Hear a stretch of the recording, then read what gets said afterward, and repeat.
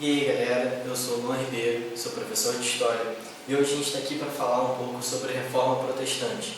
E a gente vai falar como que esse movimento ele surge, qual é o principal precursor desse movimento e quais são as consequências dele dentro da Europa. Então vamos lá. Primeiro, antes da gente entender por que um movimento ele tenta uma reforma, ele tenta reformular o cristianismo dentro da Europa, a gente precisa entender qual é o contexto desse cristianismo, como funciona a Igreja Católica naquele momento para ela ser tão criticada. A Igreja Católica ela sempre foi criticada, sempre teve opositores. A Idade Média, então, que a gente considera um período extremamente cristão, extremamente católico, foi um período de grandes críticas à Igreja, mas naquela época, quem criticava a Igreja era sumariamente morto, era queimado, né? A gente tem o Tribunal da Inquisição para provar isso para a gente. E nessa época aqui não era suficiente, não foi suficiente a repressão da Igreja. Esses movimentos que contestavam a Igreja Católica tiveram sucesso. E a gente vai entender o porquê. Então vamos lá. Qual é o cenário da Igreja Católica nesse momento aí? A gente está falando de século XVI, comecinho ali, 1500 e pouco. Né? O que a Igreja está fazendo naquele momento?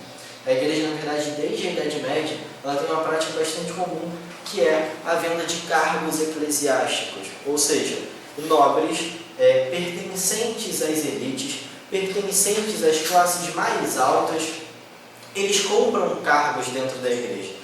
Eles não passam a fazer parte da Igreja por causa de uma vocação espiritual ou porque eles estudaram o suficiente para estarem ali, mas sim porque eles tiveram dinheiro suficiente para comprar um cargo, né, desde de padre até de bispo, e aí dependendo da quantidade de dinheiro e da importância social daquele nobre.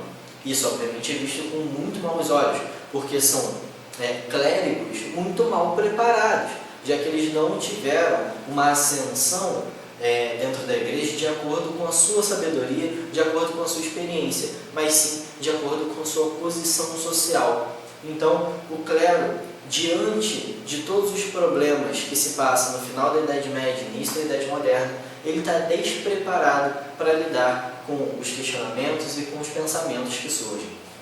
Além disso, além da venda de cargos, a gente tem aí vendas, por exemplo, de artefatos. Isso tudo para movimentar a economia dentro da Igreja. A Igreja que não é só uma instituição religiosa, é também uma instituição política e econômica. Então eles vendem artefatos bíblicos, por exemplo, pedaços da cruz de Jesus, que obviamente não são pedaços da cruz de Jesus, mas isso dá bastante dinheiro. Além disso, eles vendem o perdão. E esse vai ser o principal ponto de crítica. Como se pode vender o perdão? Como é que você vende uma coisa se você nem sabe o pecado da pessoa? Como o padre, como o Papa tem o poder de vender o perdão, colocando todo o poder de Deus, colocando todo o poder da graça de Deus, né, segundo eles, num pedaço de papel. E o mais bizarro, geralmente esse perdão, essa indulgência, ela era terceirizada, eram banqueiros que vendiam. Então você ia ao banco, comprava o seu perdão e saía de lá, né, livre do pecado. Isso obviamente vai ser bastante criticado. Bom, então, além disso daqui, que é um cenário que a própria população pode criticar a Igreja, a gente pode falar também dos nobres, dos grandes senhores, reis, príncipes que criticam a Igreja por causa do seu poder político.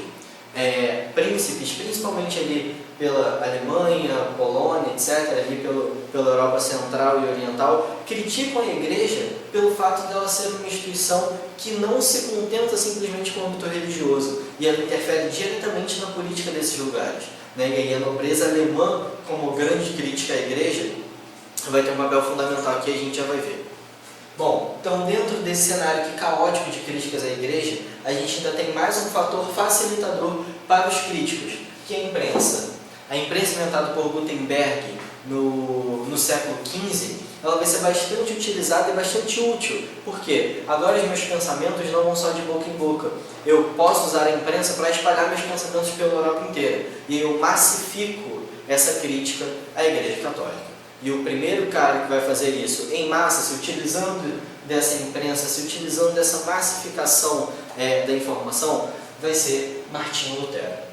É claro que gente antes dele já tinha falado muitas coisas que ele fala, e ele inclusive vai se inspirar em alguns movimentos, como por exemplo o movimento dos Hussitas, né, de um cara chamado Hus, que falava bastante coisa que ele colocou aqui dentro dos seus pensamentos, dentro dos seus documentos. Mas ele, como principal reformador, e como primeiro reformador, na verdade, tem aí a nossa atenção especial. Ele, no ano de 1517, vai chegar na porta da Catedral de Wittenberg, que era onde ficava o mosteiro agostiniano, onde ele vivia, e vai pregar na parede um documento chamado 95 Teses.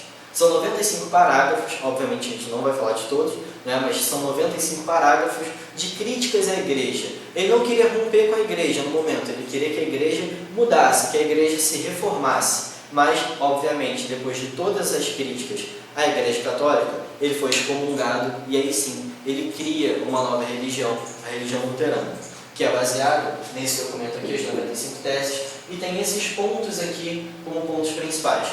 O primeiro deles, sola fides, ou seja, somente a fé. Somente a fé salva. Não adianta você comprar sua indulgência, não adianta você comprar o seu perdão. Apenas pela fé você será salvo. E apenas pela graça de Deus. Só Deus pode conceder esse perdão, só Deus pode conceder essa graça. E não um papa ou um padre. Ele considera que o papa e o padre não são intermediários de Deus.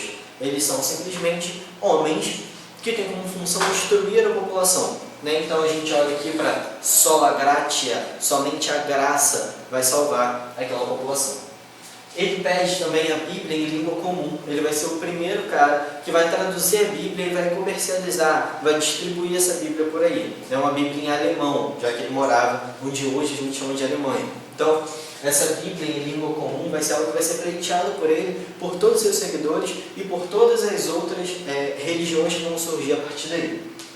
Critica o celibato, já que o padre não é representante de Deus, já que ele é um homem que deve construir matrimônio, né? E deixando bastante claro que o celibato também é uma tática da igreja para que suas terras não fossem divididas, para que o padre não tivesse herdeiros. E aqui ele diz que isso não é mais necessário, assim como os santos e imagens não são necessários. Se só a graça e só a fé em Deus salvam a população, não precisa ter santos. Os santos são considerados por ele falsos ídolos.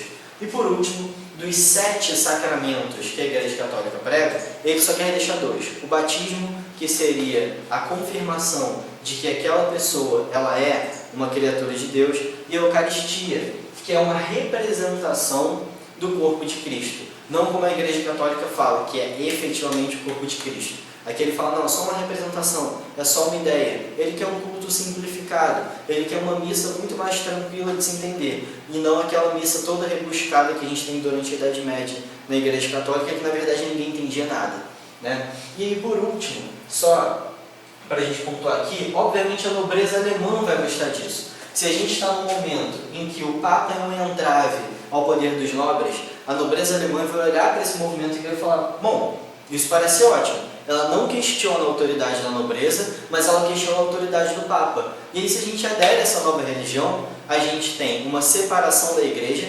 continuamos sendo cristãos e a gente ainda fica com a consciência tranquila, porque essa igreja aqui ela é pecaminosa. E aí a gente vai estar aderindo a um movimento muito mais puro, muito mais limpo, e a gente ainda vai ganhar poder político em todas as esferas da igreja. Então é maneiríssimo para a nobreza alemã que apoia esse movimento luterano.